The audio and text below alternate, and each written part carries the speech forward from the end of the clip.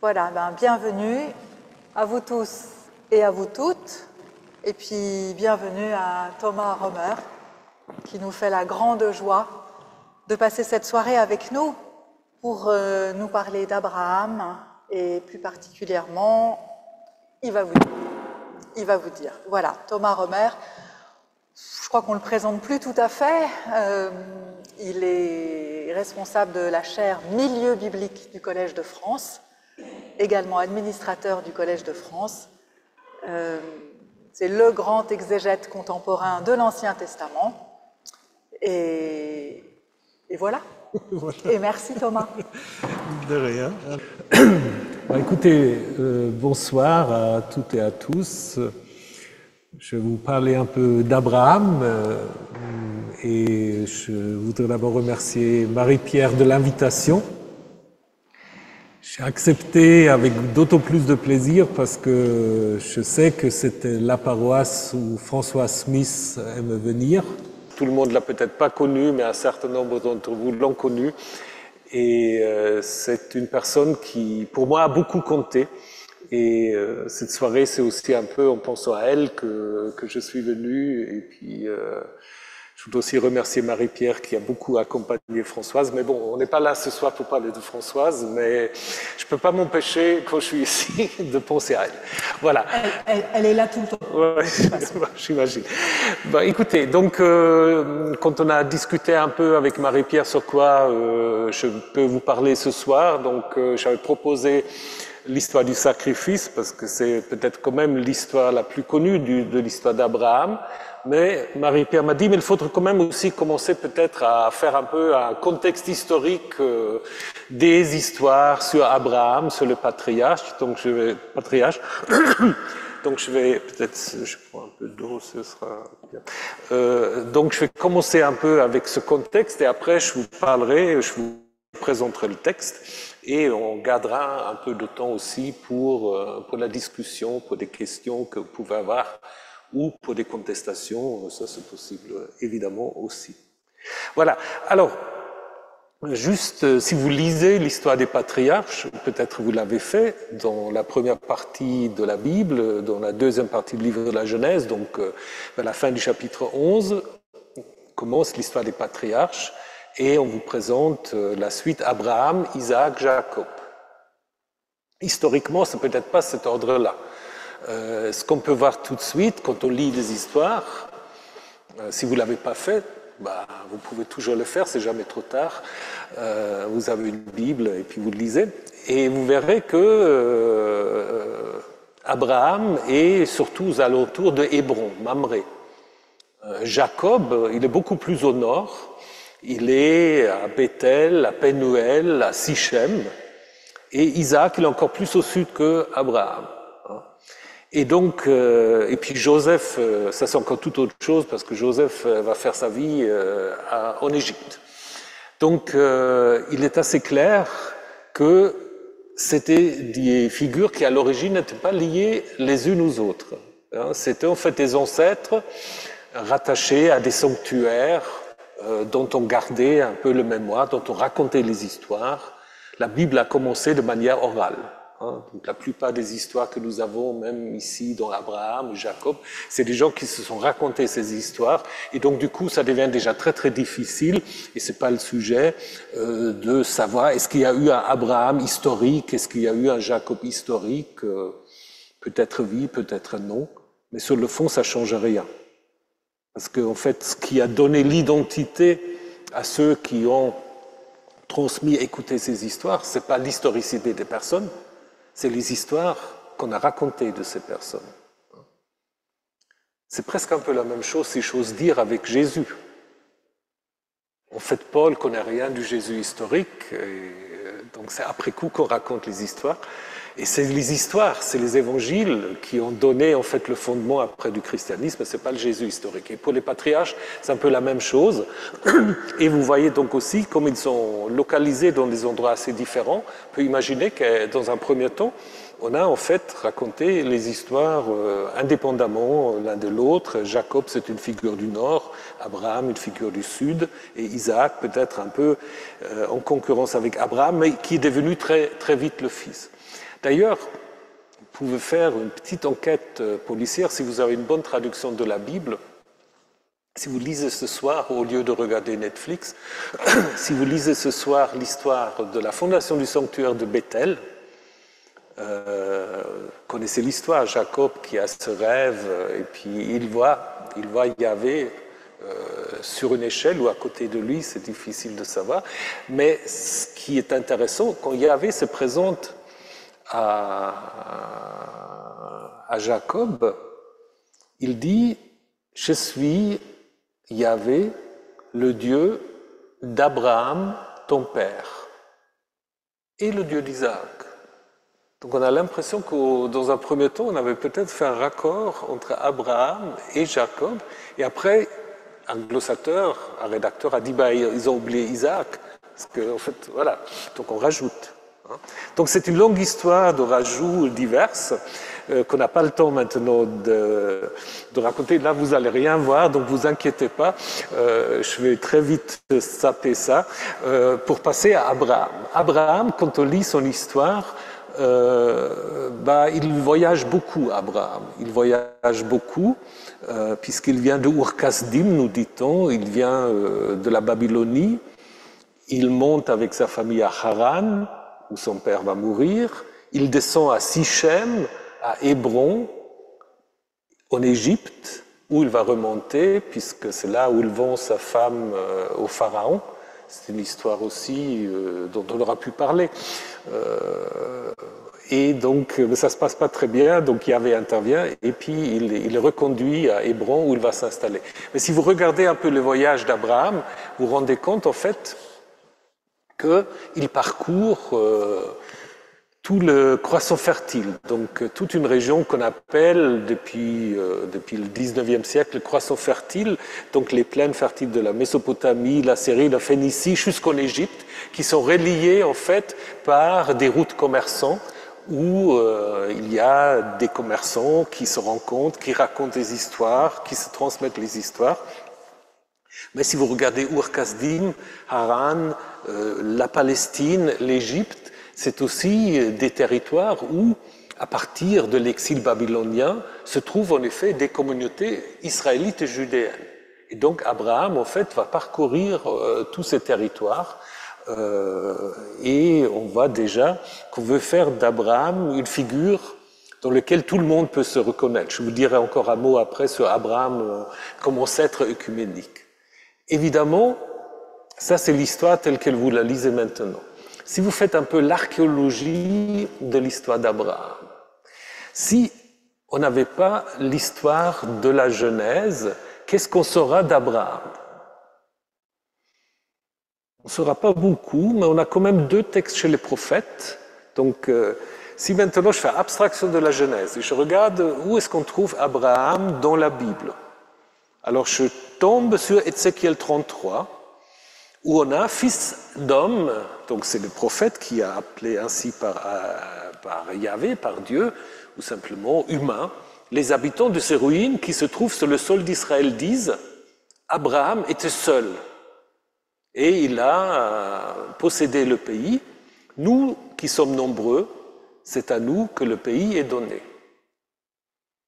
Alors qu'est-ce qu'on apprend là? C'est un texte en fait qui se situe au VIe siècle avant l'ère chrétienne, où il y avait un conflit entre ceux qui étaient exilés à Babylone, qui revenaient et qui disaient le pays nous appartient. Et ceux qui n'étaient pas exilés, donc c'est quelque chose que vous pouvez observer tout au long de l'histoire humaine, ceux qui reviennent, qui disent rendez-nous nos terres, et ceux qui étaient sur la terre, ils disent non, les terres sont à nous. Et donc ils vont dire Abraham était un seul, il a possédé le pays. Nous sommes nombreux, donc c'est ceux qui étaient restés dans le pays qui se réfèrent à Abraham comme une figure d'identification.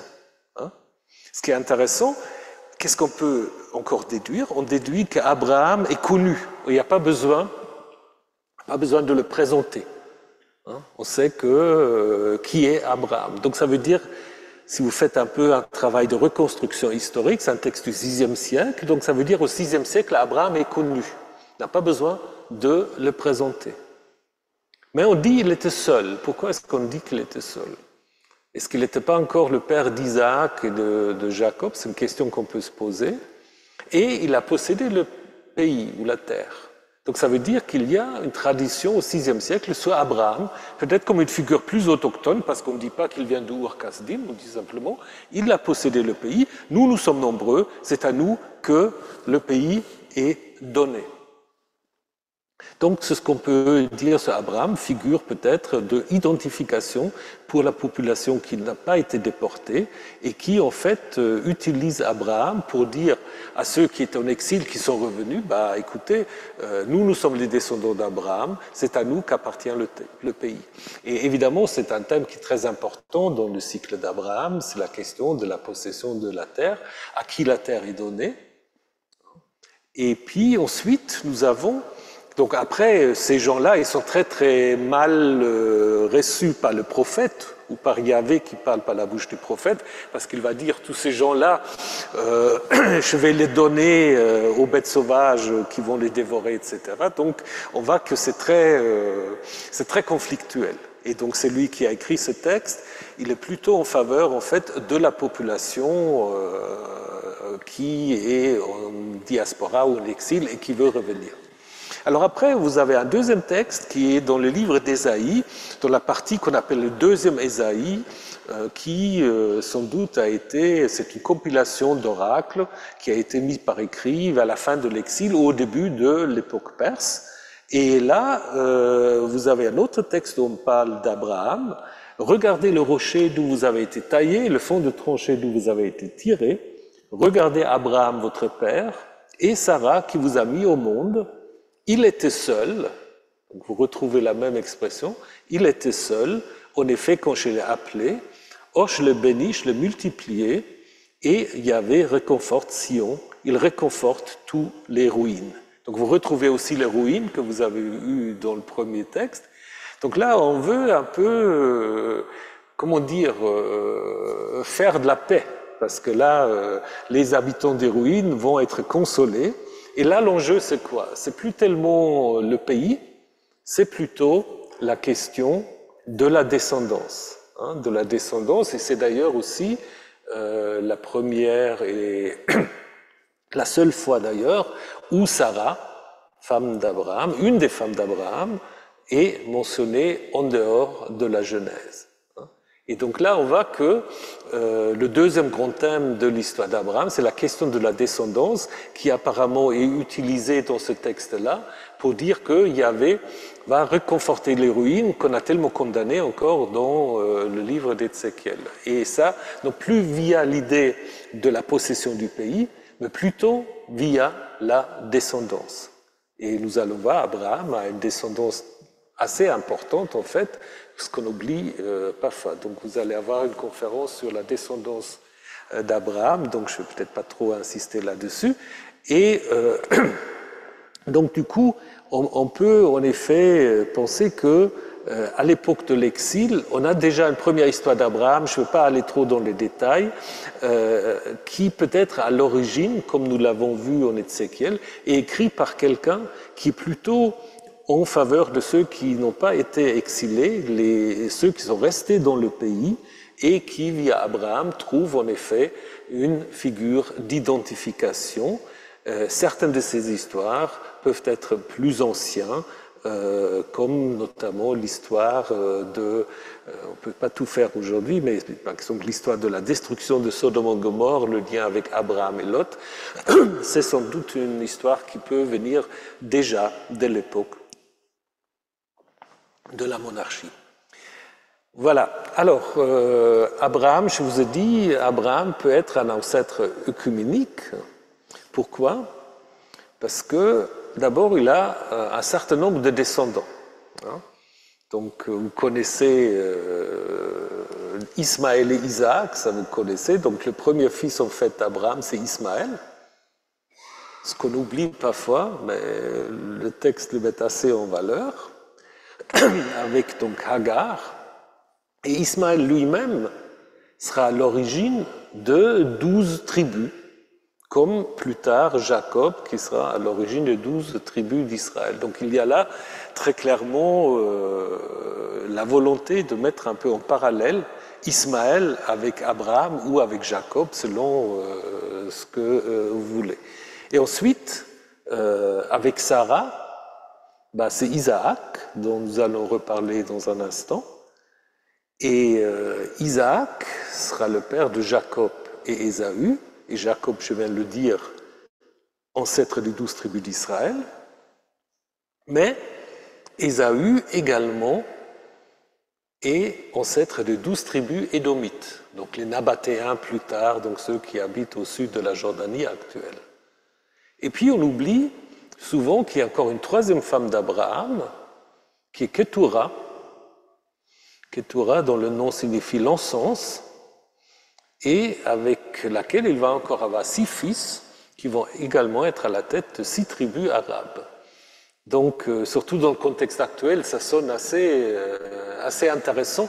Et puis, ça invite peut-être à relire un peu ces histoires autrement que certains le font aujourd'hui dans des revendications territoriales, politiques ou idéologiques. Il faudra tout relire. Moi, je vous donne juste un petit excursus parce que si on utilise l'histoire d'Abraham pour dire que le pays a été donné depuis toujours à Israël, c'est simplement faux. Puisqu'il est dit à ta descendance, à ta sémence, je donne le pays. Il n'est jamais dit la sémence est limitée à Isaac. La sémence, c'est Ismaël, la sémence, c'est Isaac, la sémence, c'est les 6 tribus arabes qu'il a avec les 6 fils qu'il a avec Ketura. Donc en fait, là, il faudrait vraiment relire. Je ne pense pas que les textes bibliques sont très utiles pour des polémiques politiques idéologiques, mais si on les utilise, il faudra aussi vraiment le relire pour se rendre compte de ce que les textes disent vraiment. Alors, venons maintenant à l'histoire du sacrifice. Je vais peut-être très vite vous le lire. Après ces événements, la divinité, ça c'est important, parce qu'on dit Dieu. En fait, je ne sais pas, il y a des hébraïsants ici, quelques-uns, peut-être quelques-uns. Donc, je vous dis simplement, en hébreu, c'est Ha-Elohim, donc c'est Elohim avec un article. Difficile à traduire, on peut dire le Dieu, la divinité. C'est une expression qu'on trouve souvent chez les Qoélètes, chez l'Ecclésiaste, donc le divin, oui, on pourra dire aussi. Mais souvent, on a l'impression quand c'est Ha-Elohim, c'est comme si on introduit une sorte de distance. Au Qoélète, c'est souvent Ha-Elohim est dans les cieux, donc on ne sait pas trop, mais je pense que ce n'est pas par hasard qu'on a Ha-Elohim, et qui donc, on apprend Ha-Elohim, met Abraham à l'épreuve, il ou elle, la divinité, lui dit, Abraham, il répondit, me voici, il dit, prends donc ton fils, ton unique, celui que tu aimes, Isaac, et va-toi au pays de Moria, et fais-le monter là-bas en holocauste, sur une des montagnes que je te dirai. Alors, le pays de Moria, on n'a pas trop le temps, mais personne ne sait vraiment où c'est, le pays de Moria. Dans le chronique, on va l'identifier à l'emplacement du temple. Dans la tradition samaritaine, on va dire c'est le mont Garizim. C'est un mot qui peut jouer avec la racine voir, avec la racine aussi enseigner comme Torah. Donc c'est peut-être juste un terme symbolique dans lequel beaucoup de gens peuvent se reconnaître, comme la tradition juive y a vu une allusion à Jérusalem, les Samaritains ont vu une allusion à la Samarie. Alors Abraham se leva tôt le matin, préparait son âne et prit avec lui 2 de ses jeunes gens, ainsi que son fils Isaac. Il fondit le bois de holocauste, puis il se leva et alla vers le lieu que la divinité lui avait dit. Alors là, je n'arrive plus à lire. C'était le 3e jour, Abraham leva les yeux et vit le lieu de loin. Abraham dit aux jeunes gens, restez vous ici avec l'âne, tandis que moi et le jeune homme, nous voulons aller là-haut, nous nous prosternerons, puis nous reviendrons vers vous. Donc là, on peut déjà poser la question, nous reviendrons vers vous. Qu'est-ce qu'il fait Abraham ici? Est-ce qu'il mange? Est-ce qu'il est tellement sûr que le sacrifice ne va pas se faire? Est-ce qu'il veut juste calmer son fils? On ne sait pas.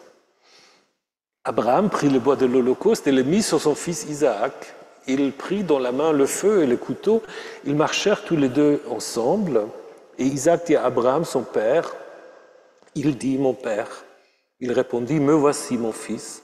Il dit, voici le feu et le bois, mais où est la bête pour l'holocauste?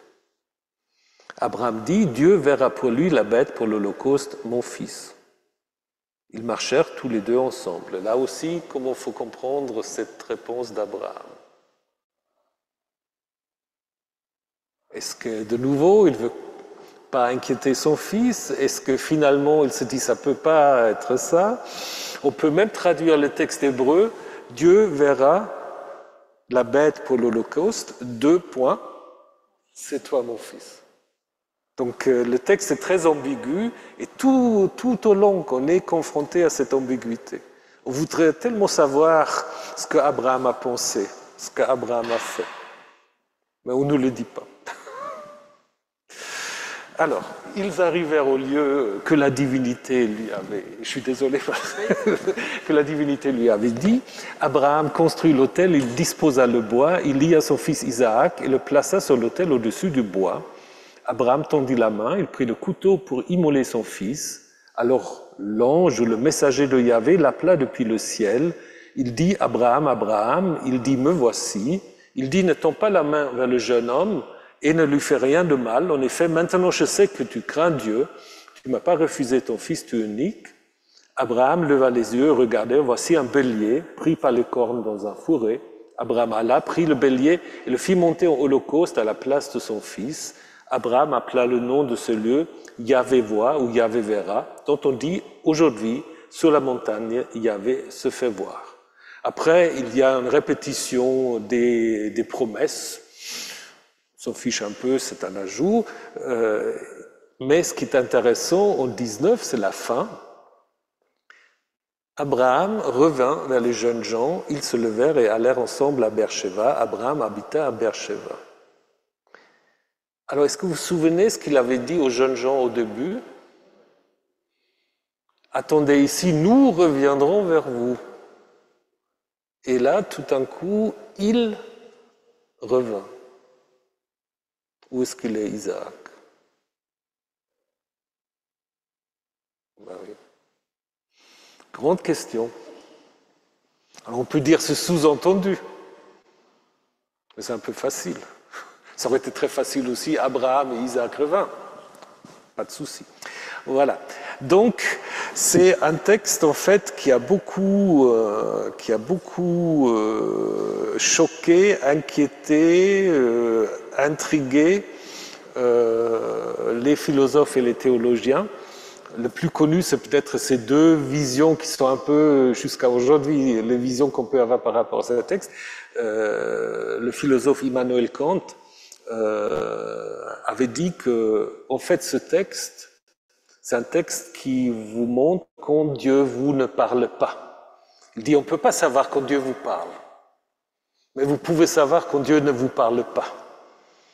Et Dieu ne vous parle pas quand il vous demande à offrir en sacrifice votre propre fils. Il a dit, c'est totalement opposé à toute loi morale, ça ne peut pas être Dieu qui parle ainsi. Et à l'opposé, vous avez le philosophe ou théologien danois, Søren Kierkegaard. Lui, il avait dit justement, dans Crainte et tremblement, ça c'est la foi poussée à l'extrême, la foi qui se fiche de l'éthique, qui fait ce qu'il pense de devoir faire. Donc, lui a défendu Abraham en disant, voilà, ça c'est la vraie foi qui dépasse les contraintes éthiques. Voilà. Donc, je pense une discussion qu'on peut avoir jusqu'à aujourd'hui, est-ce que c'est un texte horrible ou c'est un texte, voilà, qui chante la louange d'Abraham, père de la foi, comme il est devenu dans le christianisme. Donc, comme on n'a pas beaucoup de temps, je voulais juste vous rappeler, peut-être, on se pose la question pourquoi Abraham a un seul fils en Genèse 22. Parce qu'auparavant, il y avait quand même Isaac. Et pour que l'histoire puisse marcher, il faut que Isaac soit éloigné. Et c'est cette histoire, en fait, de l'expulsion d'Ismaël, avec une intervention quand même qui est assez semblable à ce que nous avons ici, parce que dans les deux récits, je vous invite à relire aussi Genèse 21, dans les deux récits, la vie du fils est menacée. En 21, par Sarah qui dit tu le chasses la servante avec le fils, et en 22 par Dieu lui-même. Dans les deux cas, Dieu donne un ordre, Abraham obéit, parce qu'en Genèse 21 d'abord, Abraham ne veut pas chasser son fils et sa femme, et Dieu dit, fais ce que ta femme te dit, que ce que Sarah te dit, et Abraham obéit, comme ici. Et dans les deux cas, en fait, il y a une intervention depuis le ciel, un messager, un ange qui intervient depuis le ciel pour, en effet, sauver la vie des deux garçons. Ismaël qui est en train de mourir de soif dans le désert, et Isaac qui est sur le point d'être sacrifié par son père. Mais ce qui est intéressant aussi, c'est qu'à la fin, les fils restent séparés du père. Parce qu'Ismaël ne revient pas, comme Isaac apparemment ne revient pas. Ou ce qui est intéressant à voir, si vous lisez la suite, après Genèse 22, c'est le chapitre 23, 24, 25, Isaac et Abraham n'apparaissent plus jamais ensemble. C'est seulement à la mort d'Abraham que Ismaël et Isaac, les deux, se retrouvent pour enterrer ensemble leur père.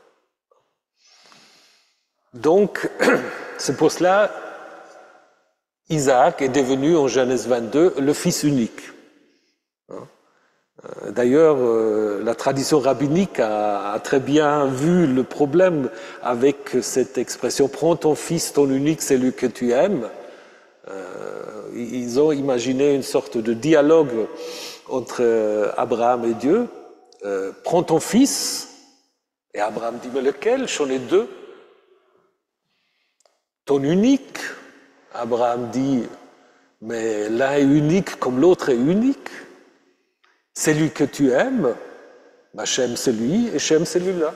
Alors Isaac. Donc c'est une manière en fait de vous montrer que Abraham est bien le père d'Isaac et d'Ismaël. D'ailleurs, dans la tradition musulmane, évidemment, vous le savez, c'est Ismaël qui devient le fils du sacrifice. Bien que dans le Coran, c'est pas clair. On dit pas que c'est Ismaël. Dans le Coran, non. C'est après dans les hadiths, on va le dire. C'est ça, voilà, exactement.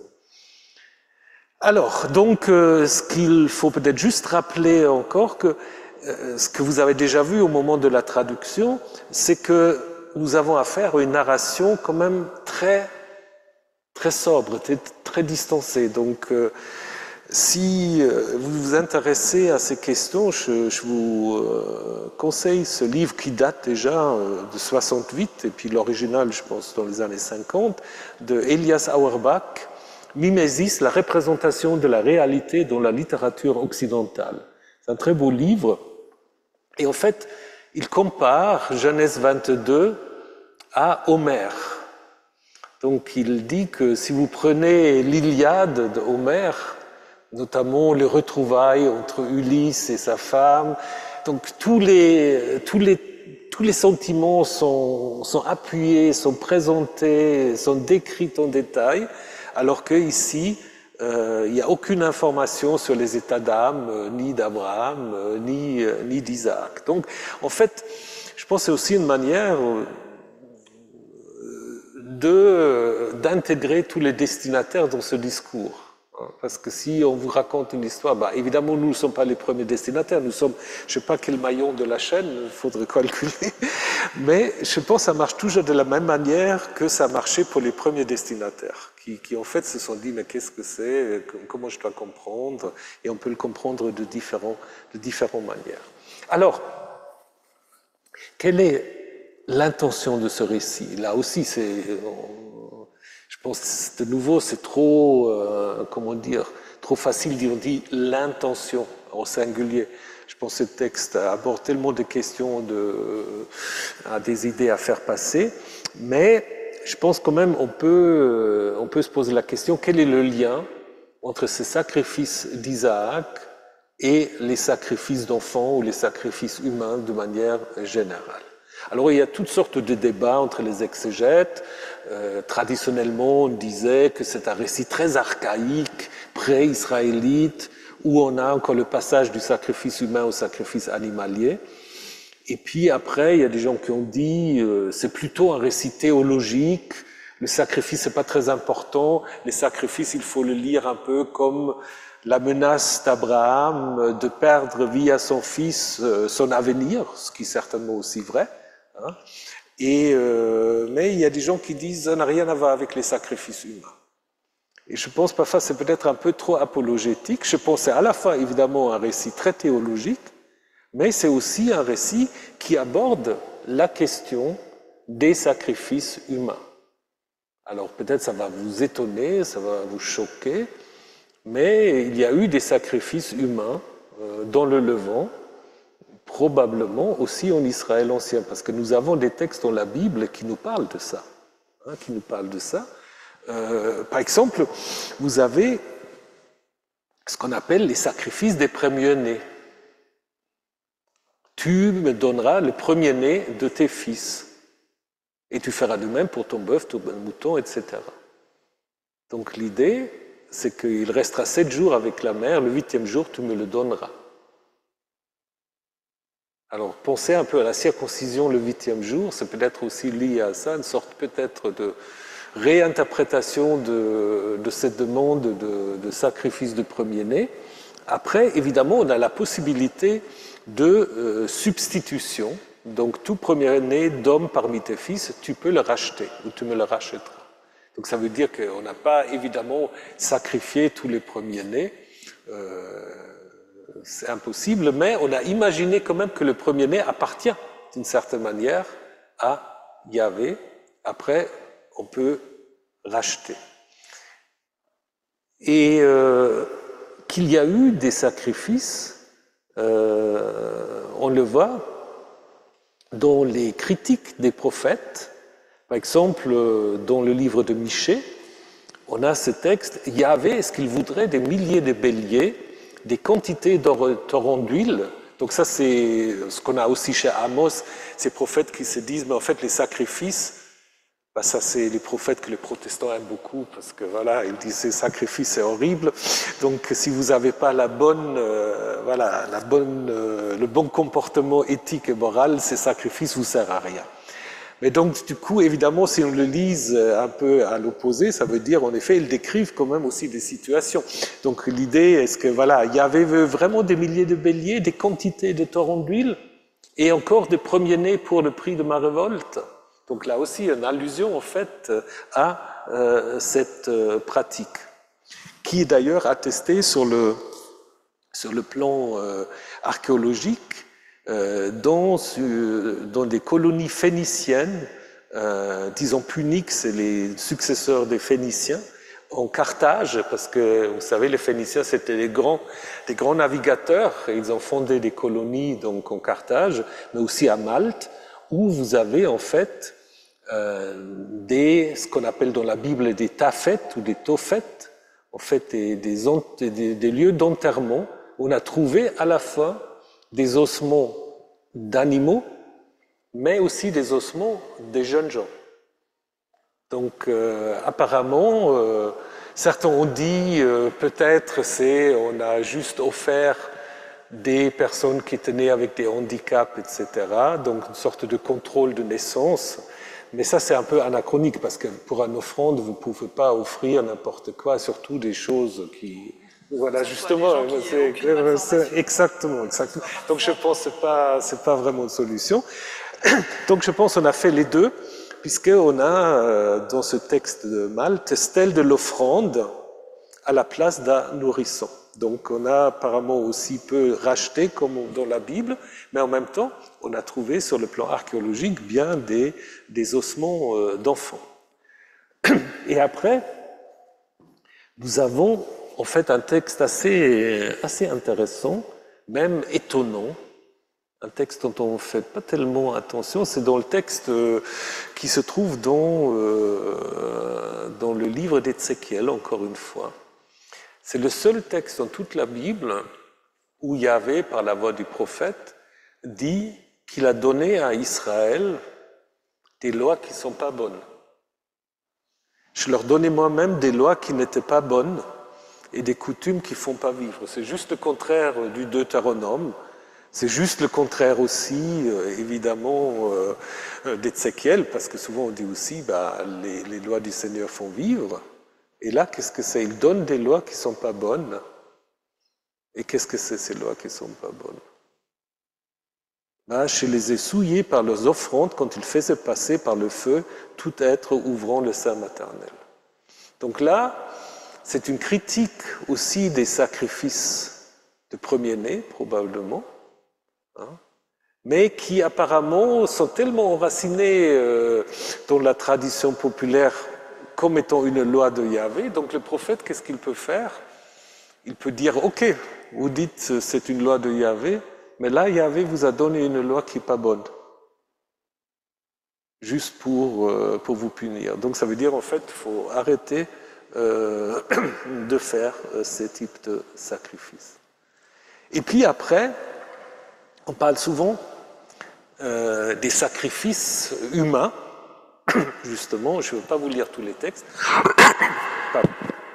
des sacrifices humains qui sont offerts à Molech.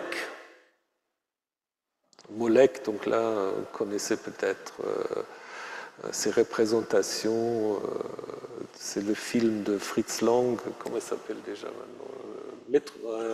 Métropolis, voilà, Métropolis, où on a toute une reprise de la thématique biblique. Et Molech, donc aujourd'hui, un Moloch, c'est les grands poubelles, donc on jette n'importe quoi, ça s'appelle Moloch. Donc c'est une divinité, et puis la question de savoir qui est en fait cette divinité. Donc on a essayé d'identifier ce Moloch avec beaucoup de divinités dont je ne vais pas vous parler en détail, mais là je m'adresse surtout à des biblistes. Si vous prenez M, L et K simplement, ça vous fait penser à quelle racine? Voilà. C'est Melech. Melech, le roi. Et vous savez que parfois les massorètes, ceux qui nous ont vocalisé les textes bibliques, quand ils trouvaient quelque chose n'était pas acceptable, ils ont vocalisé O-E, Bochet. Bochet en hébreu, c'est la honte. Par exemple, Saül a des fils qui, dans les chroniques, portent le nom de Ishbaal, et ça devient, dans le livre de Samuel, après la révision par les massorètes, Ishbochet. Non pas le fils ou l'homme de Baal, mais l'homme de la honte. Et probablement la vocalisation O-E, c'est en effet une vocalisation péjorative. Au lieu de dire Melech, on dit Molech. Et du coup, si on reconstitue la prononciation originelle, Melech, on peut penser en effet à Yahvé, parce que Yahvé, dans le psaume, il est appelé une cinquantaine de fois Yahvé Melech, Yahvé roi. Et donc on peut en effet imaginer que ces sacrifices d'enfants étaient faits en honneur de Yahvé Melech. Et au moment où on trouvait que ce n'était pas du tout acceptable théologiquement, on a fait de Molech une sorte de divinité païenne qu'il est resté jusqu'à aujourd'hui dans nos inconscients, ou dans ce conscient aussi. Donc, du coup, on peut en effet se dire que c'est un autre indice pour montrer en effet que ces sacrifices étaient bien faits pour Yahvé. Mais pourquoi on faisait ces sacrifices? Donc, je vous ai déjà parlé du contrôle rituel de naissance, je n'y crois rien. Par contre, vous avez un texte qui a échappé à la censure dans le deuxième livre des rois, au chapitre 3, où en fait le roi de Moab, Mécha, qu'on connaît par ailleurs parce qu'il nous a laissé une grande stèle que vous pouvez voir au Louvre, la stèle de Mécha, où il est question aussi de la guerre contre Israël. Et dans la version des rois, donc il y a toute une coalition qui attaque le roi de Moab, et on nous dit quand le roi de Moab vit que la bataille était perdue pour lui, il prit son fils premier-né, qui devait régner à sa place, et l'offrit en holocauste sur la muraille.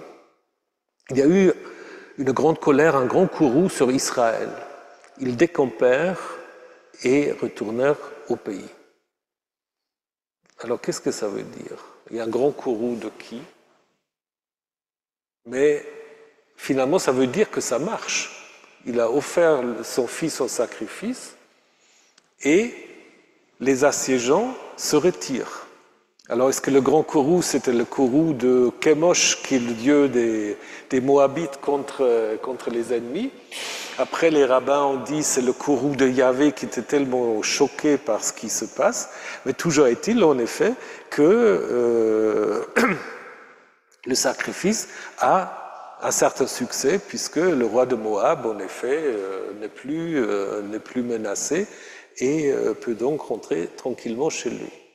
Et ce qui est intéressant, si vous regardez dans les textes bibliques, vous avez ces sacrifices des rois qui sont critiqués pour des tels sacrifices, comme Akaz, Manassé, de manière générale, les rois juste avant la chute d'Israël, de Samarie.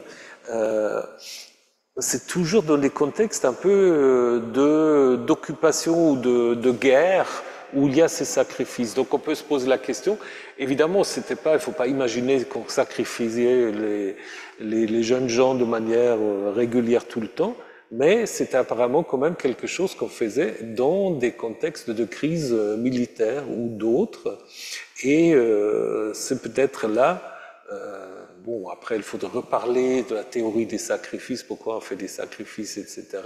Mais c'est vraiment l'idée de donner ce qu'on a du plus cher, pour en effet faire intervenir en sa faveur la divinité. Donc évidemment plus tard vous avez ces interdictions dans le Deutéronome, il ne se trouvera personne parmi vous qui fasse passer son fils ou sa fille aussi par le feu, tu ne feras pas passer l'un de tes fils à Malek ou Molek. Donc voilà, à partir de l'époque perse on commence à interdire ces pratiques, mais néanmoins, cette idée est très, très enracinée dans certains milieux, et c'est pour cela on va raconter dans Ézéchiel que ces sacrifices sont des lois qui ne sont pas bonnes, ou on va raconter l'histoire de Genèse 22, qui à mon avis participe aussi un peu à cette pédagogie. Je n'ai pas le temps ce soir, mais il y a encore un autre texte sur lequel vous pourrez travailler, c'est le sacrifice de la fille de Jephthé. Qui, à mon avis, on peut très bien montrer un certain nombre de parallèles. Seulement, avec la fille de Jephthé, au chapitre 11 du livre de Juges, il n'y a pas de happy end. Ici, il y a un happy end. Le fils, disons, on verra si c'est vraiment un happy end. Mais, donc, le sacrifice est arrêté. Alors que dans la fille de Jephthé, en fait, le sacrifice est consommé. Et puis, Dieu n'intervient pas. C'est un peu comme dans Qoheleth, où les gens sont laissés un peu avec leur stupidité et qui doivent assumer leurs vœux, parce que tout ça, c'est lié à un vœu. Mais de nouveau, vous voyez, on est dans un contexte militaire où Jephthé fait un vœu, le plus cher, je vais l'offrir, voilà, il va offrir sa propre fille. Donc, je pense que ces textes de Genèse 22 participent à toute cette réflexion. D'ailleurs, c'est le seul récit d'Abraham dans lequel Abraham offre un sacrifice. Je ne sais pas si vous avez remarqué. Abraham construit un certain nombre d'autels, mais c'est des autels très protestants, parce qu'il ne fait rien d'autre qu'à invoquer le nom du Seigneur. Il n'y a pas, on raconte pas, non, il n'y a pas de rituel, il invoque le nom Kara Beshem Adonai. Voilà, c'est la seule chose qu'il fait. Donc, seule histoire du sacrifice. Et puis, je vous ai déjà parlé, il y a une sorte de changement au niveau des noms qui sont utilisés pour parler de la divinité ou pour Dieu. Donc le sacrifice est demandé par Ha-Elohim, le Dieu, la divinité, le divin. Et ensuite, dans la réponse à Isaac, Abraham va parler de Elohim, donc Dieu, sans préciser l'identité. Et ensuite, celui qui arrête le sacrifice, c'est l'ange de Yahvé. Et Abraham va ensuite appeler l'endroit du sacrifice Yahvé Yireh, donc Yahvé verra.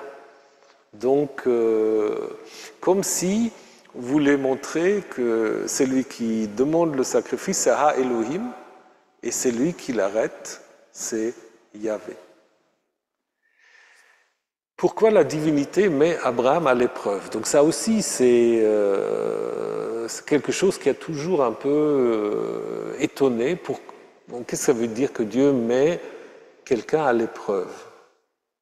On peut évidemment penser un peu à Job.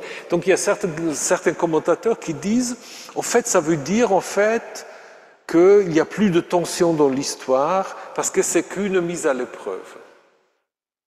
Mais une mise à l'épreuve, pourquoi est-ce qu'on sait qu'il ne va pas aller jusqu'au bout? Une mise à l'épreuve, ce n'est pas forcément que ça va avoir un happy end. On peut dire c'est une mise à l'épreuve, mais peut-être ça complique encore plus l'histoire. À la limite, ça aurait été plus simple si c'était simplement dit qu'il y avait, en fait, demande à Abraham pourquoi cette mise à l'épreuve. Donc, moi, je ne suis pas d'accord avec les gens. Il y a des gens qui disent, c'est comme dans le film de Hitchcock, on sait qu'Abraham est mis à l'épreuve, mais on sait aussi que Dieu ne va pas demander le sacrifice. Mais là, on introduit un peu ce qu'on voudrait soi-même, ce qu'est cette mise à l'épreuve. Donc, dans l'histoire de Job aussi, il y a une mise à l'épreuve, mais si vous prenez juste la narration, est-ce que cette mise à l'épreuve, c'est juste pour dire « Ah non, c'est juste pour rire », puis après, tout va bien? Pas forcément, pas forcément. Oui, vas-y. Dans Job, tous les enfants, ils meurent. Oui, c'est ça. Oui, ils meurent tout tous, à fait. Je ne sais plus, il y a 6 garçons et 6 filles. Oui, c'est ça. Oui, et à la fin, on lui en donne d'autres. Oui. Mais enfin, c'est quand pas même les mêmes. une drôle d'épreuve, c'est ça. Et puis même cet happy end, je suis désolé, enfin, le passage du Macintosh au PC, c'était juste pour l'hébreu, donc c'est pas grave. Donc, en fait, c'est cet ordre du sacrifice qui a aussi fait beaucoup couler de l'encre. Littéralement, en hébreu, c'est « fais-le monter là-bas en montée ». Monter, Ola, c'est ce qu'on appelle l'Holocauste. Et en fait, il y a deux traditions juives qui ont essayé d'interpréter un peu cet ordre. Alors, Satan, il joue un peu le rôle de Kant, d'une certaine manière, parce qu'il y a une tradition dans Bereshit Rabbah, donc dans un midrash sur la Genèse, on raconte en fait que lorsqu'Abraham est parti, Satan est venu à sa rencontre et il lui a dit « Mais qu'est-ce que tu es en train de faire ?» La Torah dit qui verse le sang de l'homme, par l'homme verra son sang versé. Donc Satan cite la Genèse, donc ce que Dieu dit après le déluge. Et Abraham dit, mais est-ce que Dieu me demande, je le fais. Donc c'est un peu ce que dit Kant. En fait, là, le Satan dit déjà la même chose. Donc c'est un Satan très dans l'esprit des Lumières. Et puis il y a une autre explication qui a beaucoup passionné les gens jusqu'à aujourd'hui. Je ne suis pas à l'époque, maintenant ça date aussi un peu. Il y avait les livres de Marie Balmary. Je ne sais pas si ça vous dit encore quelque chose, Marie Balmary, qui a ses lectures psychanalytiques des textes bibliques, de Cain Abel, aussi de la Genèse. Et elle suit en fait, c'est pas elle qui a trouvé ça, c'est Rachi en fait, grand commentateur juif du Moyen-Âge, qui dit en fait Dieu ne le dit pas immole-le, le saint béni soit-il, ne voulait nullement ça, mais seulement le faire monter sur la montagne pour donner à la personne d'Isaac le caractère d'une offrande. En fait, Abraham aura mal compris parce que Dieu lui aura simplement dit fais-le monter en montée. Et Abraham aura compris qu'il devrait le sacrifier. Donc ça, c'est quelque chose qui nous plaît beaucoup.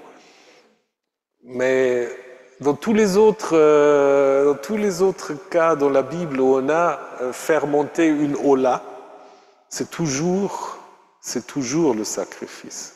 Donc du coup, je pense que c'est un peu difficile de dire que Dieu, là, se moque un tout petit peu, ou Dieu veut faire la psychanalyse d'Abraham. Je suis un peu hésitant par rapport à cette interprétation. Donc je pense que c'est bien et bel un sacrifice, mais la question c'est comment Abraham se... Tu me dis quoi? Oui, je vais aller vite. Donc, peut-être juste ce que je vous ai déjà dit, il y a beaucoup de choses qui restent ouvertes. Donc, nous reviendrons vers vous. Hein, donc, bon, on va voir, peut-être je vais aller un peu plus vite. Comme la réponse aussi, mon fils, donc on l'a déjà vu dans la traduction. Et là aussi, quand même... ce qui est intéressant, quand il y a l'intervention divine dans les théâtres grecs, où Dieu dit via son ange, maintenant je sais que tu crains Dieu. Ça a beaucoup intrigué les théologiens. Dieu n'est-il pas tout-puissant, omniscient? Dieu ne sait pas? Mais non, il ne sait pas. Donc, après, on a essayé de traduire autrement, je fais savoir, ou Dieu parle le langage anthropomorphique. Mais de nouveau, on peut prendre Job, dont on a parlé tout à l'heure. Donc, en fait, Dieu ne sait pas, comme avec l'épreuve. Donc, il y a cette idée que Dieu apprend avec l'homme. Puis alors, qu'est-ce que c'est cette crainte de Dieu? Mais on peut peut-être discuter tout à l'heure. Donc, je ne parle pas maintenant de la substitution, mais peut-être je vais... Ça va? Je vais terminer avec « Nous reviendrons vers vous » et « Il revient vers les jeunes gens ». Ça donnait, déjà dans la tradition juive ancienne, l'idée que finalement le Fils avait été quand même sacrifié. Ça, c'est une idée qui s'est mise en place au moment où on a parlé sur la résurrection des morts, parce qu'après Isaac, évidemment, dans la théologie chrétienne, c'est un peu le prototype du Christ, donc sacrifié, revenu à la vie.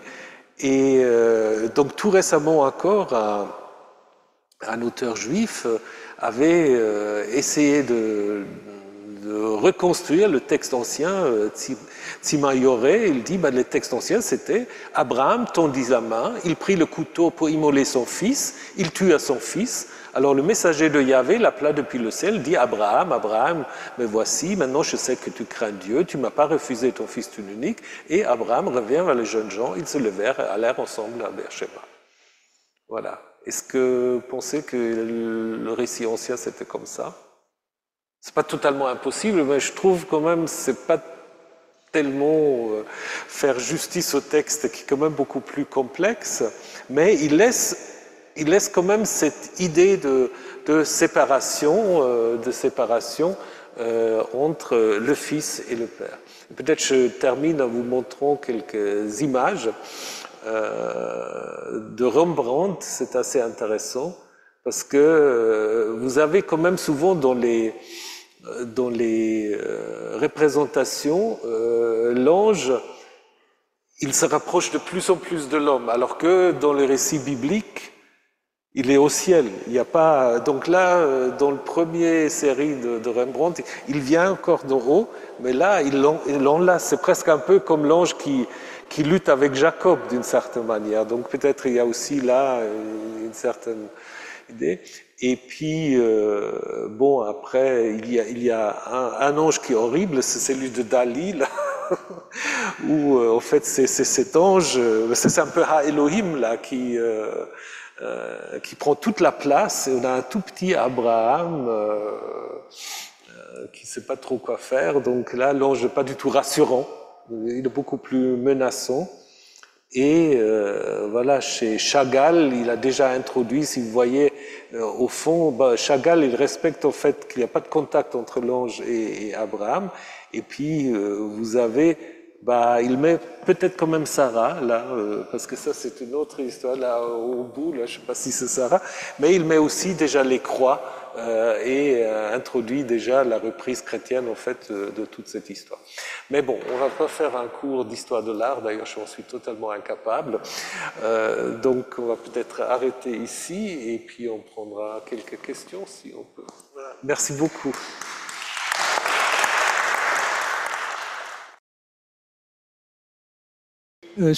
Pas directement sur ce que tu as dit, mais sur El Shaddai. El Shaddai, Shaddai est traduit par Tout-Puissant. Ouais. Ça n'est pas exactement la bonne voyelle pour Tout-Puissant. En revanche, Shaddai, ce sont les poitrines de maternelle. Ce qui veut dire que quand on traduit partout dans la Bible le Dieu Tout-Puissant, en fait, on devrait dire le Dieu maternel. Ça m'a semblé intéressant. Très bien. Alors ça c'est une question qui vient qui va un peu ailleurs, mais bon, on peut répondre. Donc c'est sur le titre El Shaddai, qui est souvent traduit, on le voit par exemple en Genèse 17, par le Dieu Tout-Puissant. Ça vient de la Septante, qui traduit par Pantocrator, mais même pas dans Genèse 17, mais bon, on va pas aller dans le détail. La question de Shaddai, alors il y a l'idée que ça vient des mamelles, et il y a une idée que ça vient des champs, Sadé, donc le dieu des champs ou les dieux des mamelles. Donc c'est difficile vraiment d'y répondre, mais ce qu'on observe quand même, et c'est pour cela les mamelles c'est pas bête, c'est que au moment où on passe vers le monothéisme, il y a la question de l'intégration un peu du féminin dans cette construction de ce Dieu seul, unique, transcendant. Et aussi, si vous prenez le deuxième Ésaïe, dont on a parlé très brièvement tout à l'heure, c'est peut-être là, c'est le texte le plus monothéiste de toute la Bible, tout l'Ancien Testament, et c'est là où Dieu est comparé à...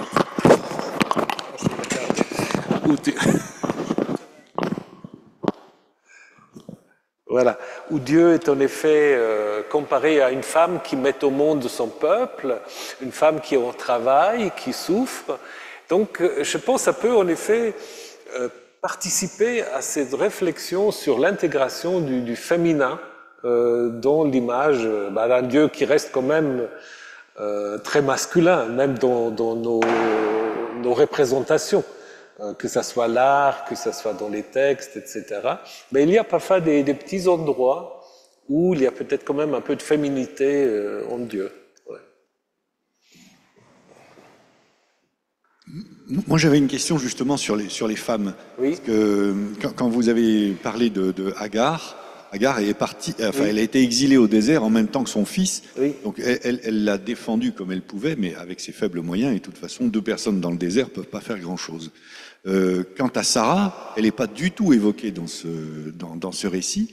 Et je pense que enfin, moi j'ai quand même beaucoup de mal avec ces sacrifices d'enfants, parce que les mères qui ont porté leurs enfants comme ça, se voir déposséder d'un enfant, alors que ce soit au 8e jour ou dans l'adolescence d'Isaac, ça me paraît totalement stupéfiant.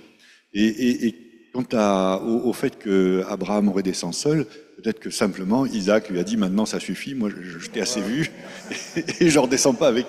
Ouais. Alors bon, pour commencer avec la fin, c'est peut-être un peu aussi ce sens-là, c'est-à-dire on peut le lire un peu de manière psychologique aussi. Isaac, à ce moment-là, il est un Nahar, qui est un adolescent, peut-être au moment de la puberté. Donc il y a cette possibilité, puisque après, Abraham va aller chercher une femme pour son fils, mais ils ne vont pas agir ensemble. Donc Abraham va envoyer le serviteur en Mésopotamie, le serviteur va revenir et il va parler à Isaac, mais les deux apparaissent plus ensemble. Donc il y a quelque chose de ce style-là. Alors pour Sarah, c'est vrai que Sarah, ça a aussi beaucoup intrigué les commentateurs. Et de nouveau, les rabbins, qui sont des bons lecteurs de textes, ils ont dit, qu'est-ce qu'il vient après cette histoire? C'est l'histoire de la mort de Sarah. Et donc l'idée, c'est que Sarah est morte de chagrin d'avoir un mari aussi imbécile, ça je ne sais pas, ça les rabbins ne le diront pas comme ça. Mais Sarah sera en effet mort parce que soit Abraham est revenu sans Isaac, ou soit parce qu'Abraham est allé, en effet, d'accomplir ce sacrifice. On n'a pas, vous avez tout à fait raison, on n'a pas la réaction de Sarah. Et la Bible reste quand même un livre très patriarcal, donc c'est clair qu'il y a des histoires, heureusement, où les femmes agissent beaucoup, mais là, dans cette histoire, voilà, elles sont dépossédées, comme d'ailleurs aussi dans l'histoire de Hagar, mais qui se bat en effet beaucoup pour son fils quand même, ouais. Dans les deux récits, au 16 et au 21. Thomas, est-ce que dans les histoires de ces sacrifices d'enfants, comme tu as dit, dans des grandes crises, en moment de guerre, ou peut-être qu'on fait ça parce qu'on espère que ça va faire que la divinité va être sympathique, est-ce que l'idée que cet enfant, on le donne à Dieu, c'est pas quelque chose qui permet, si je puis dire, de faire passer la pilule, quoi? Oui, c'est un peu, je pense que c'est un peu ce raisonnement. Voilà, c'est un peu ce raisonnement. Moi, ça me fait penser à autrefois, enfin, je ne sais pas si c'est encore le cas, dans des familles catholiques où on se réjouissait qu'un enfant devienne prêtre. Alors évidemment, il n'allait pas mourir, hein, mais mais je pense que c'est un peu la même idée. On donne ce qu'on a de plus cher, oui. Et je pense dans l'histoire que je vous ai brièvement présentée du roi de Moab, c'est assez clair en fait. Les textes disent qu'il a de plus cher. Et donc, je pense qu'on est là dans une certaine conception du sacrifice. Voilà, si on donne ce qu'on a de plus cher, la divinité va se laisser amadouer, va faire ce qu'on souhaite faire. Et puis, je pense que c'est ça tout le problème du sacrifice, d'une certaine manière aussi. Mais je voudrais savoir comment on peut s'interpréter la soumission d'Isaac, puisque, semble-t-il, il n'a pas de réaction. Non, il n'y a pas de réaction. Il se soumet à la volonté divine, il se soumet à la volonté de son père, il se soumet aux us et coutumes du siècle, je dirais. Comment ça s'interprète? Est-ce que ça s'est posé comme question aux Alors ça spécialistes? s'est posé comme question, donc ce qui est intéressant, que le texte ne le dit pas. Le texte dit rien. C'est pas un tout jeune enfant, je pense. C'est pas un tout jeune enfant. Non, il faut l'imaginer à 13, 14, 15 ans, voilà. Parce qu'il est nahar, donc pubère, adolescent. Je pense, voilà, le texte nous invite à nous poser la question, le texte ne nous donne pas la réponse. Après, il y a toute une tradition juive où c'est lui-même qui aura exhorté son père de bien le lier pour qu'il ne bouge pas, pour que sa main ne tremble pas. Donc Isaac devient un peu, dans une certaine tradition, presque un peu l'image du martyr aussi, parce que c'est un texte qui est très commenté déjà à l'époque des Maccabées, où il y a toute cette idée de martyr aussi. Et puis dans le christianisme, comme je disais aussi, on va voir en fait en Isaac un peu la préfiguration du Christ qui accepte le sacrifice, disons, je ne sais pas si la mort à la croix c'est un sacrifice, ça c'est un autre sujet, mais disons qui accepte sa mort sans s'y opposer. Et on a beaucoup de ces traditions-là. On n'a pas des traditions vraiment où Isaac refuse. Et on aura pu l'imaginer aussi, donc après, comme je vous ai dit, quand vous regardez ce que je vous ai montré de Dali, je pense là c'est quand même un peu ça, c'est-à-dire voilà, face à cet ordre, est-ce qu'il faut vraiment se soumettre ou est-ce qu'on est écrasé, enfin bon. Mais dans la tradition, ceux qui ont spéculé sur ce que Isaac peut penser, la majorité dit Isaac, en fait, a accepté le rôle qui lui incombait, en fait. Ouais. Bonsoir. Oui, bonsoir. Je me posais question, si jamais Isaac a été réellement sacrifié, de la portée théologique du texte, puisque si jamais l'acte est arrêté, donc la foi d'Abraham est mise à l'épreuve, mais si Isaac est réellement sacrifié, alors bien même que Dieu dit « maintenant je sais », quelle devient la portée théologique du texte? Ouais. Alors ça nous ramène à cette question tout à l'heure, est-ce que vraiment dans l'histoire ancienne on aura pu imaginer que Abraham sacrifie son fils et revient? bah, ça aurait été déjà très difficile parce qu'on n'aura plus rien à raconter sur Isaac. Bon, ça, c'est plutôt sur le plan narratologique. Mais après, ça aura posé quand même une question aussi, pourquoi on raconte cette histoire? Parce que si c'était une histoire, comme je vous disais, qui était un peu pédagogique et qui voulait justement montrer que ces sacrifices, c'est pas finalement ce qu'il faut faire, à ce moment-là, ce sera presque un non-sens de sacrifier le Fils. Donc je vous ai dit, cette idée, elle est née au moment où va naître cette idée de la résurrection. Et là, on a en effet utilisé des ambiguïtés du texte, parce que le texte reste, à mon avis, assez ambigu. Mais on a pris cette ambiguïté pour dire, oui, il a été tué, mais il revient à la vie grâce à la résurrection. Et donc, du coup, c'est aussi un peu un faux sacrifice, puisque aussitôt, voilà, il va ressusciter d'une certaine manière.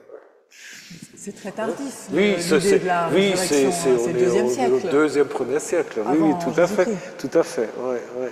Mais c'est bien de se dire que le texte a tellement de trous, enfin, plutôt de points d'interrogation, que chaque tradition peut le réinterpréter. Oui, c'est ça. Je pense que c'est un texte déjà, quand il a été écrit, ce que je disais tout à l'heure, ce que dit beaucoup mieux que Auerbach, c'est un texte qui joue justement sur les Blancs, sur les Blancs. Et je pense, si on avait su tout ce qu'Abraham aura pensé, ce que Isaac aurait dit, je ne sais pas si le texte aura eu l'impact qu'il a eu jusqu'à aujourd'hui dans le judaïsme et dans le christianisme. Je crois que ça fait partie même de ce texte, les choses qu'il ne nous dit pas et qui nous fait réagir, justement. Oui, bonsoir. Moi, ce qui me choque, c'est Dieu. Est-ce que c'est le messager de Dieu ou c'est Dieu qui dit « je sais maintenant ». Donc déjà, Dieu n'est pas clair.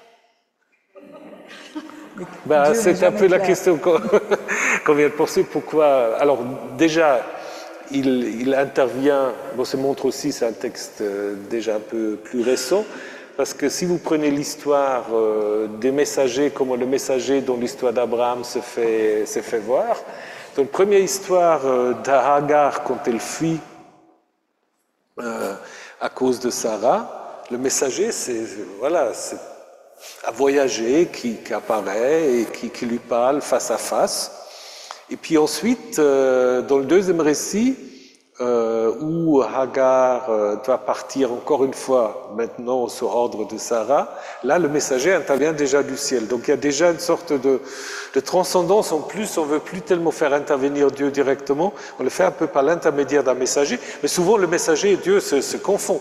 Si vous pensez à l'histoire du buisson ardent, donc au début on dit c'est le messager de Yahvé qui parle, mais dans la suite il n'y a que Yahvé qui parle. Donc c'est une manière aussi de matérialiser d'une certaine manière la manifestation divine. Alors pour le chaussée, on vient d'en discuter tout à l'heure, on peut le prendre de différentes manières. Mais je pense si on prend le texte dans sa fonction un peu pédagogique, ce chaussée, c'est aussi un peu, vous n'avez plus besoin de faire ces sacrifices d'enfant, Dieu sait. Et puis donc, on peut le lire dans ce contexte-là, en fait, comme une sorte de faites vos sacrifices animaliers, et puis c'est parfait. Et il n'y a pas besoin d'aller au-delà, d'une certaine manière. Si Isaac est sacrifié, que devient la descendance? C'est ce qui était la question de Madame tout à l'heure. Donc, je pense en effet dans le récit premier, c'était pas l'idée que Isaac était sacrifié. Donc, on pouvait l'imaginer, comme je disais tout à l'heure, au moment où on a cette idée de la résurrection. Hein. Mais même là, mais pour ça les rabbins s'en fichent un peu, parce que il y a la continuité de l'histoire. Il faut que l'histoire continue. Il faut que l'histoire continue. Donc après, il y a aussi une tradition rabbinique où Isaac revient vraiment à la vie, à la résurrection de la chair, d'une certaine manière. Il peut avoir, un peu comme Lazare, d'une certaine manière. Et de toute façon, il va remourir pour de vrai après. Oui, c'est ça. Et entre-temps, il a eu ses enfants. Exactement, c'est un peu ça, cette idée. Mais bon, je pense que c'est pas l'idée première du récit. Le récit, évidemment, va se continuer. Mais à ce niveau-là, comme on vient de le dire aussi, texte insiste quand même sur une certaine rupture entre Abraham et Isaac. Ça, on peut l'observer tout simplement par la suite des narrations, parce que comme je disais, en fait, ils vont plus interagir, Isaac et Abraham. Ils vont pas interagir, même au moment où il y a la question qui va être la femme d'Isaac. Donc Abraham va envoyer son serviteur. Quand il revient vers Isaac et Abraham n'est plus là. Donc les gens qui disent entre-temps il est mort, c'est possible, mais la mort d'Abraham il est raconté après, donc on ne sait pas. Mais il y a bien cette séparation quand même. Ouais. Alors, moi j'ai une question qui nous vient de Zoom. Catherine qui demande et dans le Coran, ce récit existe-t-il? Et si oui, comment est-il interprété?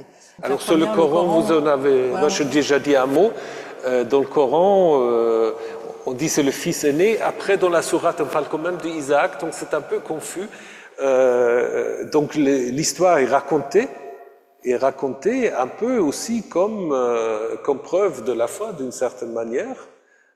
Et c'est surtout après dans les commentateurs musulmans où c'est clairement Ismaël. Et puis d'une certaine manière, ça reprend quand même un peu l'idée des premiers-nés, parce que dans la Bible, Isaac est bien le premier-né. C'est pour cela que je vous ai raconté comment le premier-né doit être évacué pour que le fils du sacrifice peut être Isaac. Mais là, il y a une grande proximité, je dirais, de la sourate, je ne sais plus laquelle c'est, 37, mais je me trompe peut-être, où il y a la reprise de ce texte. Oui. Alors, en temps en temps, ça me fait penser que ce changement de l'aîné pour le second, c'est quand même un motif qui est très fréquent aussi, bien sûr. Dans toute la Genèse.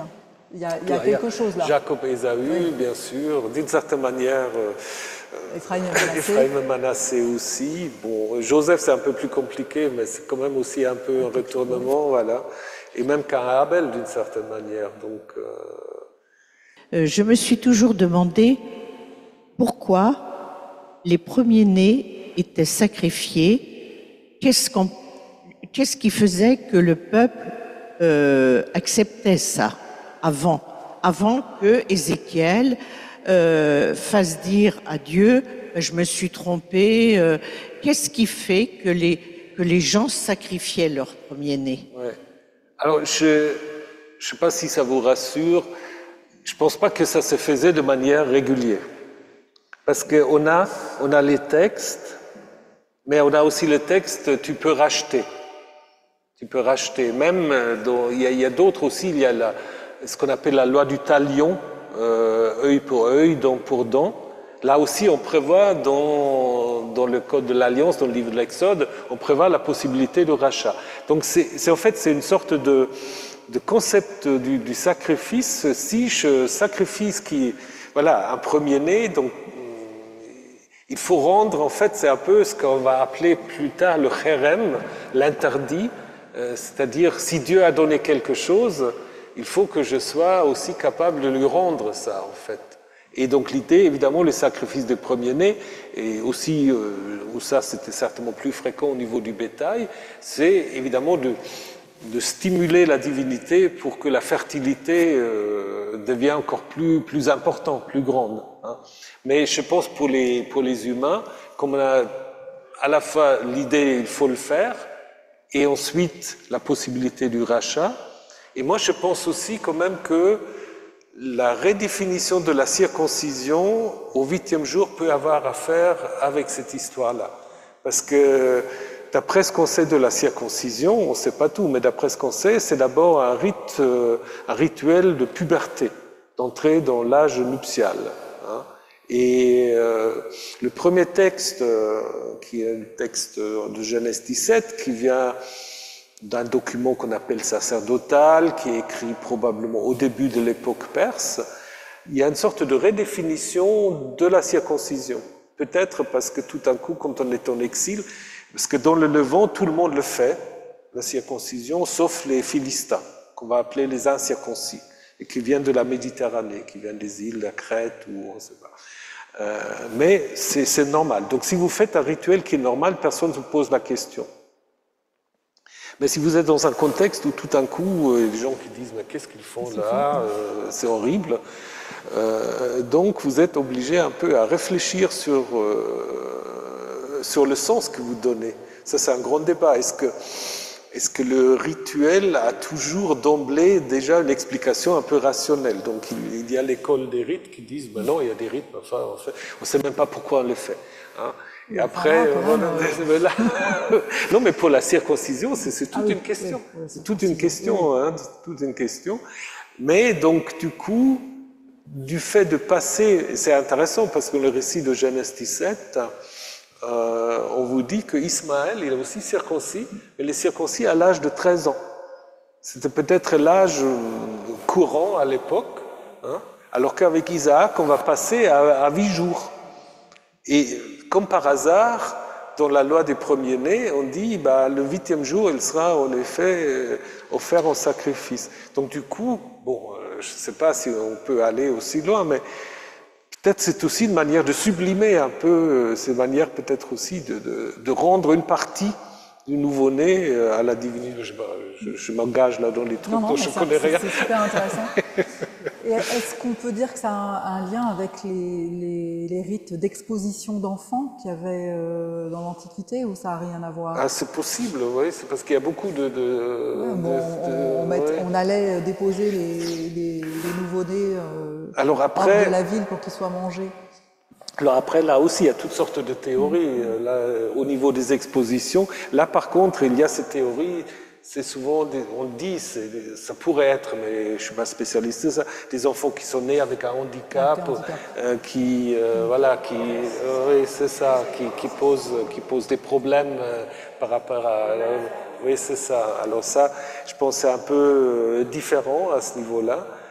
Mais vous avez aussi, parfois pour des raisons purement économiques aussi, bon après on peut vendre les enfants, ça on a aussi des textes dans la Bible, si on n'arrive pas à les nourrir, et ça c'est quelque chose qui se fait encore jusqu'à aujourd'hui. Hein. Mais je pense l'exposition même, alors il y a peut-être d'autres cas, mais comme vous confirmez, je pense que c'est plus des malformations.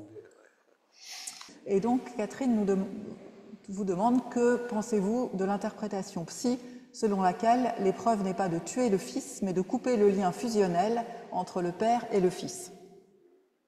Oui, c'est un peu Marie Malbary. Disons, d'un côté, on ne peut pas nier qu'il y a une séparation entre le Fils et le Père, donc ça c'est clair.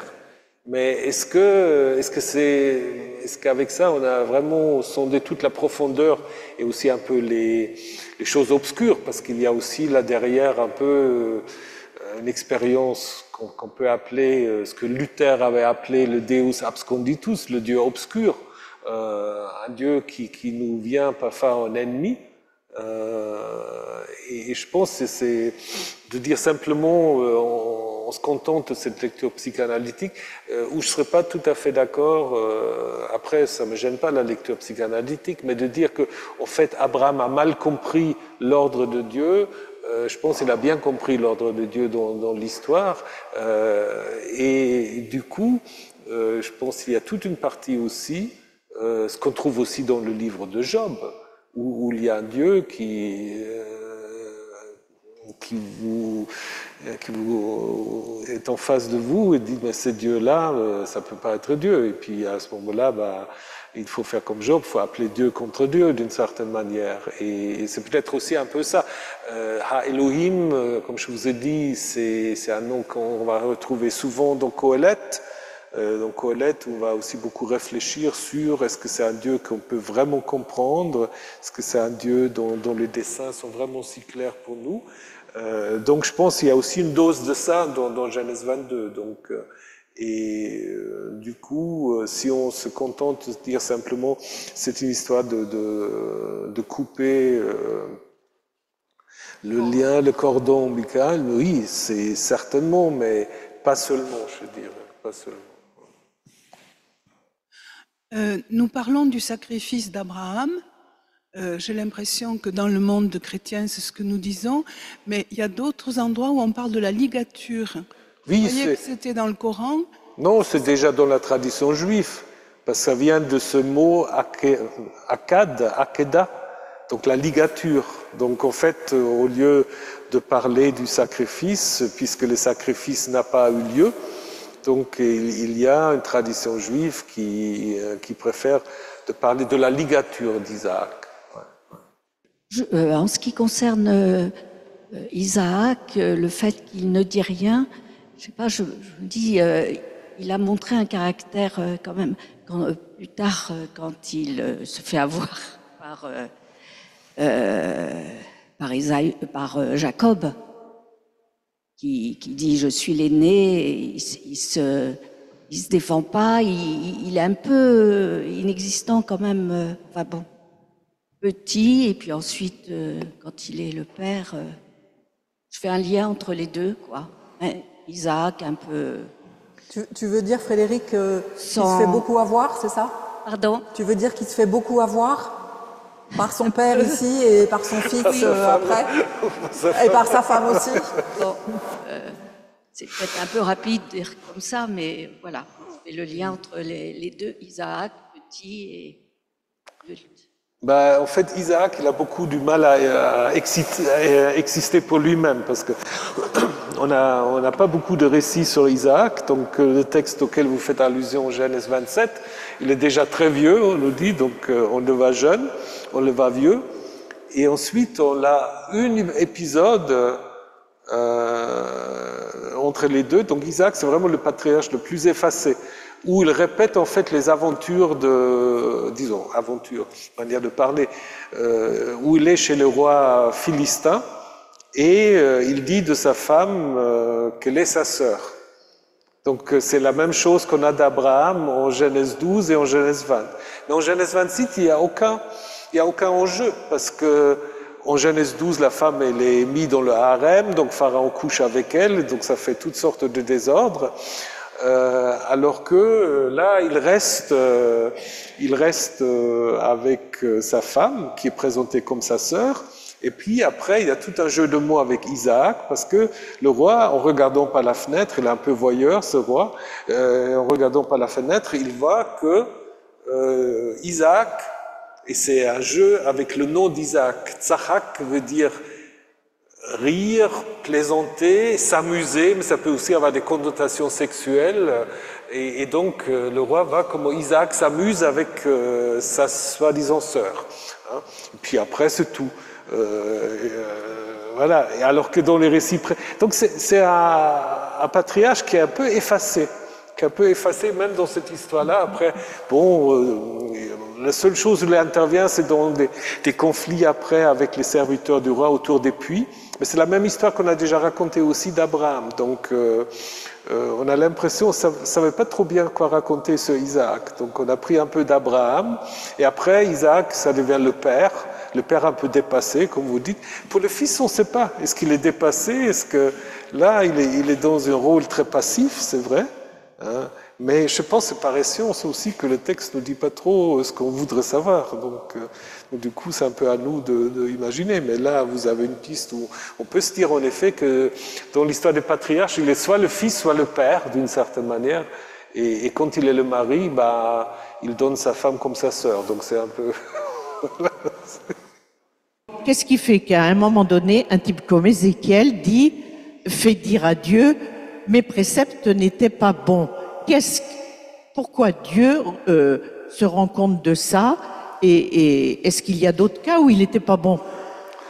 Alors, comme je vous ai dit, au niveau du discours sur les lois, c'est le seul texte, à ma connaissance, où Dieu ou le prophète disent que Dieu a donné des lois qui ne sont pas bonnes et qui sont détaillées ensuite comme étant les sacrifices des enfants. Alors, après, je pense ça s'inscrit quand même dans toute une tradition, parce qu'il y a, comme souvent, il n'y a jamais un seul discours dans la Bible. Il y a les discours qui insistent sur les sacrifices, surtout si vous prenez le Lévitique, si vous prenez la dernière partie d'Ézéchiel. Donc le sacrifice est constitutif même pour... et puis après le déluge, la première chose que fait Noé, c'est faire un sacrifice. Donc il y a une tradition où le sacrifice est considéré comme un moyen d'entrer en communication avec la divinité. Après, sur quelle manière, pourquoi faire? Il y a ceux qui disent c'est tout simplement je te donne quelque chose, tu me rends, do ut des, je te donne pour que tu me donnes. Après, il y a des gens qui disent c'est une manière vraiment d'entrer en communication, c'est une sorte de... On se met ensemble à table, ça c'est un peu Alfred Marx qui dit ça, donc la fonction un peu de communauté entre Dieu et les sacrifiants, ce qui est vrai aussi si vous regardez un peu le Lévitique, parce qu'il y a toujours une partie qui va à la divinité, une partie qui reste avec les humains. Mais après, il y a aussi toute une tradition prophétique où on commence à réfléchir sur les sacrifices. Donc je vous ai parlé tout à l'heure un peu de Michée, il y a Amos, où l'idée c'est de dire que les sacrifices, s'ils ne s'accompagnaient pas d'une certaine, comment dire, d'un certain comportement éthique, c'est mécanique et ça ne sert à rien. Et même si vous prenez l'histoire de Caïn et Abel, c'est quand même assez intéressant, parce que en fait, c'est les premiers sacrifices et c'est la catastrophe en fait. Les deux offrent un sacrifice, Dieu n'a rien demandé du tout, et puis le premier sacrifice va mener vers le premier fratricide. Alors après, on peut de nouveau donner la faute à Dieu, parce que Dieu, pourquoi il a accepté l'un et pas l'autre? Donc ça pose de nouveau aussi toutes sortes de questions théologiques, mais ce qui est intéressant quand même, c'est à la suite de cette histoire, parce que souvent on s'arrête avec l'histoire qu'Caïn s'installe dans le pays de Nod à l'est d'Éden. Après, la suite, et puis on dit qu'Adam enfanta encore Seth, qui enfanta Enoch, et après, il y a cette petite note, c'est à partir de ce moment-là qu'on commença à Kara Beshem Adonai, à invoquer le nom du Seigneur. Donc le sacrifice est un peu muet, apparemment, parce que personne parle dans l'histoire. Et c'est au moment où on fait une alternative à Caïn et Abel, d'une certaine manière, on dit, disons, s'il n'y a pas la parole, le sacrifice, voilà, ça ne sert à rien. Bon, après, c'est peut-être de nouveau trop interprété, mais il y a une lignée un peu qui va aussi que le sacrifice, c'est pas une sorte de rituel magique qui nous débarrasse de toutes nos responsabilités en disant on donne ce qu'on a de plus cher. Mais apparemment, il y avait quand même cette tradition que Ézéchiel et d'autres mettent en question. Mais il n'est pas le seul à le mettre en question. Est-ce que vous pourriez revenir sur le fait que Dieu soit nommé de manière différente? Oui. Alors, je pense ce qu'on a déjà vu depuis longtemps, il y a un peu une sorte de progression. Ha Elohim, c'est vraiment à mon avis ce qui est le plus distant d'une certaine manière. On a souvent ça chez Kohelet, Ha Elohim est dans le ciel, tu es sur la terre, donc on ne sait pas toujours très bien ce que fait ça Ha Elohim. Après, quand Abraham parle à son fils, il parle de Elohim. Alors, est-ce qu'Abraham, dans cette histoire, connaît le nom? Parce qu'il y a toute une tradition aussi selon laquelle ce nom de Yahvé, il est en fait, révélé seulement à Moïse. Moi, je suis Yahvé, mais avant, j'étais, ça reprend ce que disait un peu Jean-Paul, moi, je me suis présenté comme El Shaddai à Abraham, etc. Et donc, en fait, pour les destinataires du récit, ils apprennent que c'est l'ange de Yahvé. Et du coup, quand même, Yahvé se révèle déjà d'une certaine manière à Abraham, puisqu'après, Abraham va donner ce nom un peu curieux, Adonai Yahvé Yireh. Yahvé verra ou pour verra. C'est évidemment aussi un jeu de mots avec la réponse que Abraham avait donnée à Isaac, où est le sacrifice, l'objet, la victime du sacrifice, Dieu verra pour lui. Et puis, donc, c'est la racine Ra'a qui va être utilisée après dans le nom qu'Abraham a donné. Donc, il y a comme si on voulait dire, en fait, Yahvé ne veut pas ces sacrifices. Yahvé substitue à ces sacrifices autre chose. Oui, mais comment ça se fait qu'il soit nommé dans un texte aussi bref de trois manières différentes? Ça, je pense que c'est haïtien. Parce qu'avant, on avait voulu faire un parti éloïste, une partie yaviste, tout ça. Mais je pense que c'est vraiment un jeu avec ces trois mots. Donc je pense que c'est tout à fait volontaire. Oui, je pense. Si Isaac est un patriarche effacé, à quoi sert-il et à qui? Quelle serait la continuité des patriarches sans lui? Ah, c'est pas Catherine, c'est Paul Hubert, pardon. Très bien. Sans Isaac, il n'y aura pas de Jacob, disons au moins dans le récit actuel. Donc on peut se poser la question, on peut vraiment se poser la question, mais c'est purement spéculatif. La seule indication, c'est le texte dont je vous ai parlé de Genèse 28. Est-ce qu'à un moment donné, il n'y avait que les deux patriarches, Abraham et Jacob? Donc on pourra très bien passer Abraham à Jacob, parce que Abraham c'est un peu l'ancêtre œcuménique et Jacob c'est l'ancêtre d'Israël, et puis les deux peuvent très bien cohabiter. Donc peut-être en effet, si on donne une explication historique, je dirais on a probablement plus vite raccroché Isaac à Abraham du fait qu'ils sont voisins au niveau géographique. Abraham est à Hébron et Isaac à Beersheba. Et c'est pas par hasard qu'en Genèse 20 à 22, Abraham se promène à Beersheba. Donc c'est aussi une manière en fait de faire ce lien. Mais apparemment, on n'avait pas beaucoup d'histoires sur Isaac. C'est un peu ce qu'on a discuté tout à l'heure. Donc, on avait en fait, d'une certaine manière, fait de Isaac le patriarche intermédiaire, d'une certaine manière. Bon, on peut aussi spéculer dans l'autre sens, en se disant, est-ce que certains récits qu'on a mis maintenant sur le compte d'Abraham, c'était des récits qui, à l'origine, étaient des récits sur Isaac? Ça, c'est pas impossible, c'est pas impossible. Mais Isaac devient un peu, voilà, le maillon entre Abraham et Jacob, soit comme fils, soit comme père. Parce que, comme je disais, en tant qu'adulte, la seule chose qu'on raconte, c'est 2 épisodes qu'on raconte également sur Abraham, en fait. Ouais. Et pour questionner quand même cette continuité d'Abraham, Isaac et Jacob, si je ne me trompe pas, il y a quand même très peu d'endroits dans la Bible où on a les 3 ensemble. Tout à fait. Par exemple, pour revenir au livre d'Ézéchiel, alors dans Ézéchiel, on parle d'Abraham, et on parle de Jacob, qui avait aussi donné le pays. Isaac n'est jamais mentionné. Alors après, il y a la triade, le Dieu d'Abraham, d'Isaac, de Jacob. Mais Isaac tout seul, ben, il y a un texte très bizarre dans Amos 9, on parle des hauteurs d'Isaac. Donc, alors, est-ce que ça veut dire qu'il y a des pèlerinages du Nord? Alors ça, c'est un texte très obscur. Donc, c'est du Nord. Oui, c'est du Nord, voilà. Donc, du coup, on s'est toujours dit qu'est-ce qu'il vient faire là, Isaac. Donc, certains pensent que c'est à l'époque de Jéroboam II qui contrôle le Sud et qui veut intégrer les traditions sur Isaac. Mais c'est pas très clair. Donc, s'il y a encore des gens qui cherchent un travail de master ou de thèse, là, c'est un beau sujet. Parce que c'est vraiment pas clair.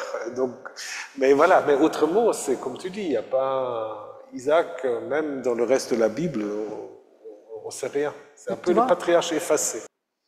Est-ce que dans le monde biblique, le sacrifice est toujours demandé par Dieu? Je pense en particulier à la femme du Lévite, où certes, ça n'a pas été demandé, mais sa fin est quand même très ritualisée, avec beaucoup de conséquences. Est-ce que ça peut être considéré aussi comme un sacrifice?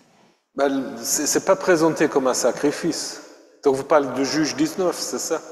Oui, c'est pas, non, ça c'est juste une horreur, c'est pas un sacrifice. Et puis c'est pas demandé par Dieu.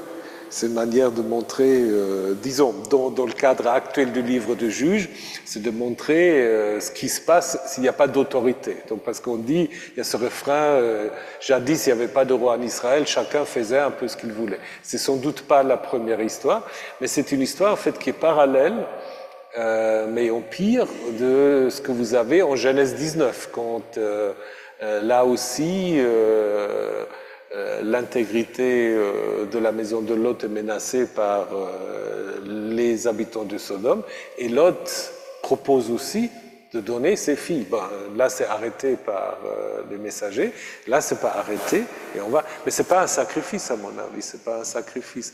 Je pense qu'on a peut-être aujourd'hui, dans le langage courant, une utilisation peut-être un peu large du terme de sacrifice. Dans la Bible, en fait, c'est jamais, comment dire, c'est pas un discours uniforme. Donc vous avez dans le Lévitique toute une série de précision très exacte sur tel type de sacrifice à quel moment. Hein. Après, vous avez une sorte d'installation du sacrifice, mais là, c'est en, comment dire, un peu en parallèle avec ce que vous avez dans le Proche-Orient ancien, où en fait, l'étiologie, l'origine du sacrifice, c'est après le déluge. C'est après le déluge, parce que qu'est-ce qu'il fait Noé? Mais c'est pas vraiment commandé par Dieu, mais de manière presque automatique, Noé, en sortant de l'arche, qu'est-ce qu'il fait? Il fait un sacrifice. Mais ça veut dire aussi que le déluge, en fait, fait une césure entre un temps idéal, d'une certaine manière, et le temps dans lequel nous vivons. Parce que si vous vous souvenez, en Genèse 1, le premier récit de la création, les bêtes et les hommes sont créés végétariens. Le sacrifice sert aussi à ça. Le sacrifice sert aussi à contrôler la consommation de la viande. Parce que dans l'Antiquité, consommer la viande, c'est pas comme aujourd'hui. C'est-à-dire, vous mettez à mort un animal, vous êtes tout à fait conscient que vous portez atteinte à une vie, et il faut impliquer d'une manière ou d'une autre la divinité. Donc c'est aussi le sacrifice, c'est une ritualisation aussi de la consommation de la viande. C'est pas la seule explication, mais là, ça vient automatiquement. Et puis, ce qui est intéressant aussi, jusqu'au déluge, on ne sait pas très bien où Dieu se situe. Et le sacrifice fait monter la fumée vers la divinité, donc il y a aussi une sorte de séparation de territoire, le ciel et la terre. Dans l'histoire du paradis, qu'à Abel, Dieu se promène sur la terre, encore on ne sait pas très bien où il est, et après il est dans le ciel. Et donc du coup il faut descendre pour voir ce qui se passe, comme dans la tour de Babel, ou comme dans l'histoire de l'Exode, et ainsi de suite. Eh bien, il nous reste à dire merci, infiniment merci à Thomas, à vous tous.